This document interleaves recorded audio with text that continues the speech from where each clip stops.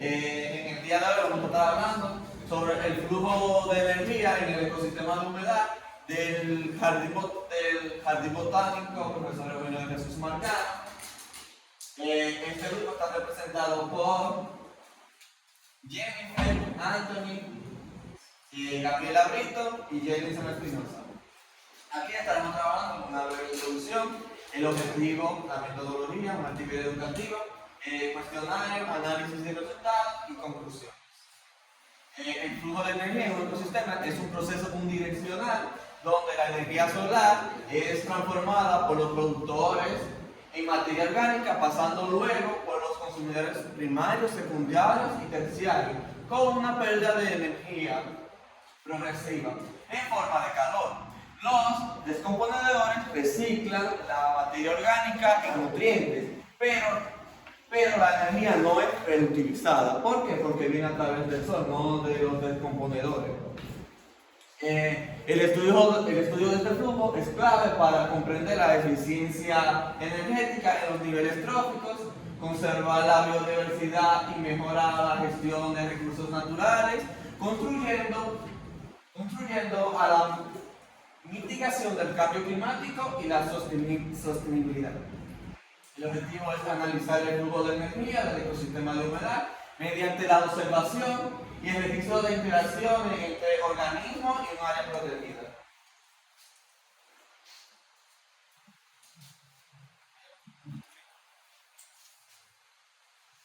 Bien, ahora vamos a explicar lo que es la metodología. En primer lugar, elegimos nuestra área protegida, que fue el Jardín Botánico Eugenio de Jesús Marcano Fondeón, ubicado en la provincia de Santiago de los Caballeros. Esta es una área protegida dedicada a la conservación, la investigación y la educación ambiental. Recordando que los ecosistemas de humedales se caracterizan por tener suelos saturados de agua, presencia de cuerpos de agua estancada y una alta biodiversidad. Diversidad de especies representativas de los distintos niveles tróficos. Luego de que nosotros conservamos las diferentes especies de este ecosistema y las identificamos, las clasificamos en los diferentes niveles tróficos.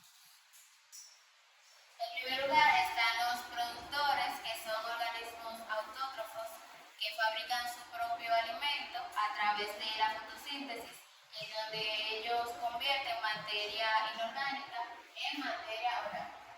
Dentro del ecosistema de humedal, ubicado en el jardín botánico, pudimos identificar dos productores, que fue el mangle rojo, conocido científicamente como Chrysophyllum mangle, y la Enea, conocida científicamente como Tifra dominicensis. Aquí podemos observar la imagen capturada del mangle rojo y la imagen capturada de la Enea.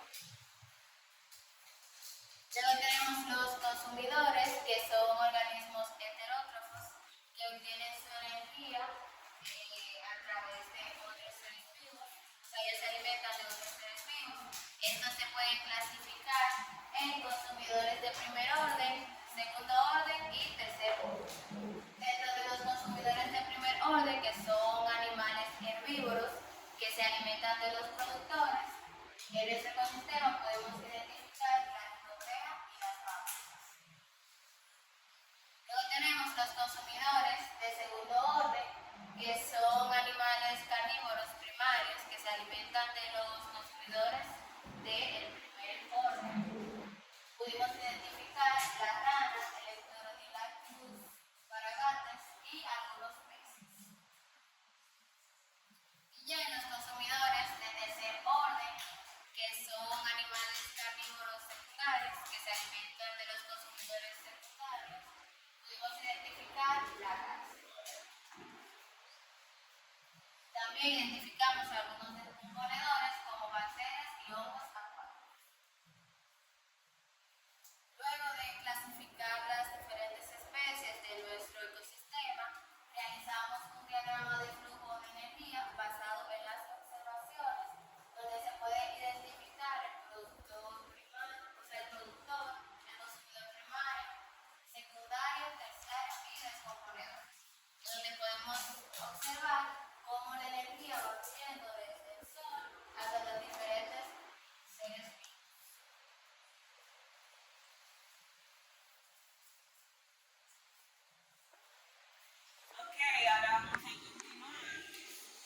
los datos de las interacciones alimenticias que ocurren en el humedal. Durante nuestra estadía, de acuerdo a la observación que podemos realizar, nosotros determinamos que ocurre una alimentación, o sea, una interacción alimenticia. Cabe destacar que los humedales, igual que otras especies, tienen su clasificación alimenticia de acuerdo al rol alimenticio que realicen las especies del lugar. Cabe destacar que las especies se clasifican de acuerdo al ecosistema que se encuentra, de acuerdo al ecosistema que se encuentra. Dentro de las interacciones alimenticias pudimos resaltar lo siguiente. En el primero tenemos los productores, que son los mangles o los fitoplanctos, que son los más abundantes en el humedal. Siguiendo de ellos tenemos los insectos, como las mariposas y libélulas que habitaban en el lugar. Luego, nuestro primer orden, que estaban los animales herbívoros, como las picoteas o los peces herbívoros. También los peces los podemos clasificar en el segundo orden, ya que estos pueden también comer carne. En nuestro caso, no pudimos identificar debido si eran herbívoros o carnívoros, debido a que no pudimos identificar qué tipo de pez era, porque no se podía ver ya por la posibilidad del agua. Y en el último orden tenemos los patos, las garzas, las ranas, que son especies que se pueden alimentar de las especies inferiores que anteriormente se mencionaron. Por último, tenemos las bacterias o hongos descomponedores de algas. Bueno, ahora en la actividad educativa, el objetivo de esta actividad es identificar y representar gráficamente la relación alimenticia dentro del humedal. Como material necesitamos cuadernos, lapiceros y dibujos de las especies observadas. Necesitamos, sacando por mesón un cuaderno donde diseñarán lo siguiente. Tenemos un minuto para esto, vamos. Es fácil. Después de la explicación de la ida a lo que observamos allá y sus anotaciones, vamos a realizar lo siguiente. Ya. Trabajarán en grupos y usarán sus observaciones en la lista de los organismos identificados en el humedal, productores, consumidores y descomponedores. Con esta información construirán una red trófica conectando los organismos según quién se alimenta de quién. Vimos los organismos que presentamos anteriormente. Partiendo de ahí y sus anotaciones, realizarán una red trófica. Pueden ir poniendo los nombres. Ok, tienen un minuto, medio minuto entonces.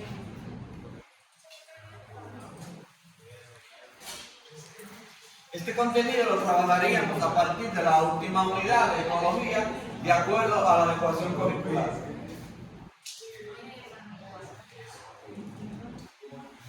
Entonces, un representante del grupo presentará las redes creadas y discutirá posibles impactos ambientales como la contaminación o la pérdida de especies. Ve por ejemplo,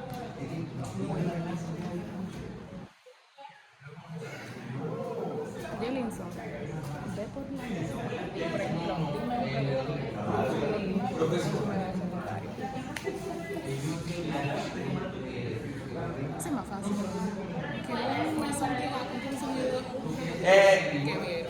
Un secundario. Como entre mesas, aquí me mencionarán un productor. Claro, ajá. El mangle. Bien. Bien, entonces el productor es mangle. ¿Quién? Aquí. Los peces. Y aquí mencionarían un Secundario. Un secundario. Pero la gente. La rana. Y un terciario aquí, volvemos. ¿Un terciario qué? Un consumidor. La garza. Bien. Entonces, de los descomponedores, un globo acuático. Duro que son. el dibujo que realizaron, el diagrama, lo subirán a la plataforma. Seguro que sí. Of course. Ok, para concluir con la actividad decidimos realizar un cuestionario para reforzar los conocimientos y evitar que se nos escapen algunos. Dentro de ellos, del cuestionario, destacamos las siguientes preguntas. ¿Cómo puede influir el flujo de energía en un humedal? ¿Y cómo ocurre el flujo energético en un humedal?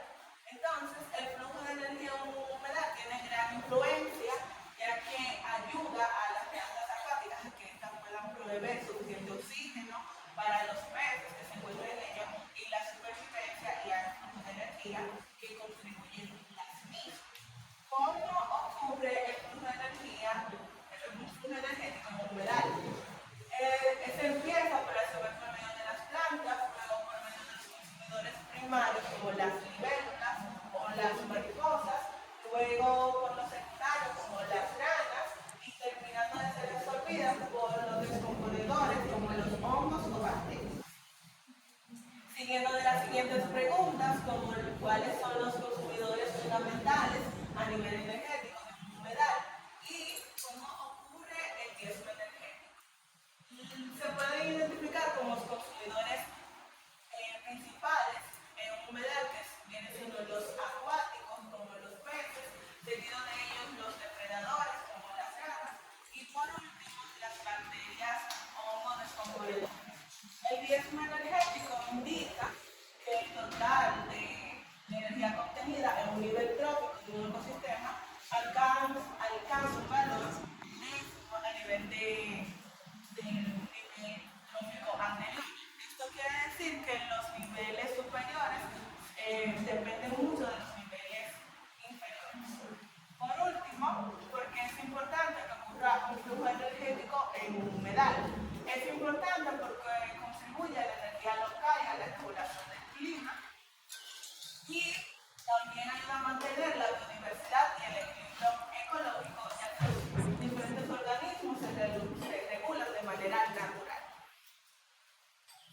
Ok, ya de manera conclusión, pasamos a lo que son los resultados finales. Algo que hay que destacar en esto es que aquí se ve involucrado el currículo dominicano, ya que la actividad que se presentó se ve pautada para lo que es el cuarto curso secundario, donde se trabaja lo que son los ecosistemas y también lo que son la materia orgánica y el flujo de energía principalmente. En nuestra observación, en el ecosistema lunar pudimos identificar varias interacciones tróficas que ilustran el flujo de energía dentro del ecosistema. Como pudimos observar, se pudieron identificar lo que fue el mar de rojo, la de negra, que son los productores. Algo fundamental que se debe pautar es que debido al flujo de energía, los seres vivos obtenemos mayormente, mayor redundancia, lo que es la energía mediante lo que es la transfusión del gasto energético que tiene el otro ser vivo. Este proceso también se ve presente mediante la fotosíntesis, donde las plantas captan la energía solar y estas son comidas por los depredadores de primer orden. Algo fundamental que yo no sabía y que pude aprender de esta experiencia es que los seres vivos también tenemos lo que es la vitamina D. ¿De dónde se produce la vitamina D? Pero algo fundamental es que también los productores tienen la vitamina D y los depredadores consumen vitamina D a través de que, por ejemplo, cazan a su presa, consumen ya que esta se encuentra principalmente en la sangre. Algo que hay que destacar es que la vitamina D es que mantiene básicamente la sangre caliente. Mediante el sol, obviamente saben que sale caliente, entonces mantiene la sangre caliente. Entonces, cuando los depredadores actúan en esta fase, consumen lo que es la energía. Pero amor, tú te... Ya para terminar, el flujo de energía es un ecosistema donde hay un proceso fundamental que conecta a los productores, consumidores y descomponedores y se caracteriza por la pérdida de energía en forma de calor a medida que avanzan en los niveles. Ya el estudio, a medida del jardín botánico en Santiago, nos permite observar cómo la energía se distribuye entre diversas especies y cómo el equilibrio ecológico depende de estas interacciones. Eso fue todo. Gracias.